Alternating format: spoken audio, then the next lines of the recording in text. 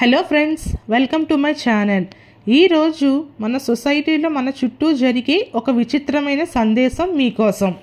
100 మంది ఉండే ఒక హాస్టల్లో బ్రేక్ఫాస్ట్కి ప్రతిరోజు ఉప్మానే పెడుతుండేవారు. దాంతో ఆ 100లో 80 మంది రోజు మాకు ఉప్మాతోనే సావగొడుతున్నారు, వేరే టిఫిన్స్ ఏమీ పెట్టరా అని కంప్లైంట్ చేస్తారు.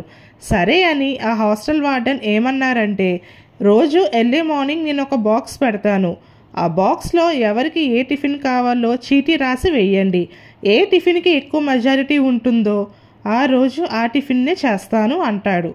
అయితే ఆ నెక్స్ట్ రోజు నుండి ఏమైందంటే 100లో 20 మంది ముందుగానే మాకు ఉప్మానే కావాలి రాస్తారు.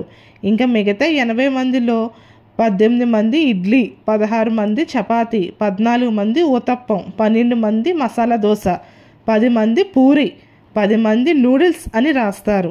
ఇప్పుడు మెజారిటీ ఎవరికి వచ్చింది? 20 మంది రాసిన ఉప్మాకి.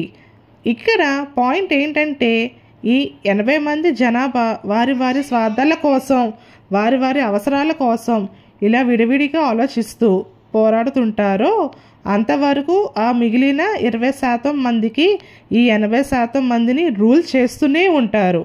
దీన్నే డివైడ్ అండ్ రూల్ అని అంటారు. Thank you friends. Please share, like and subscribe to our channel.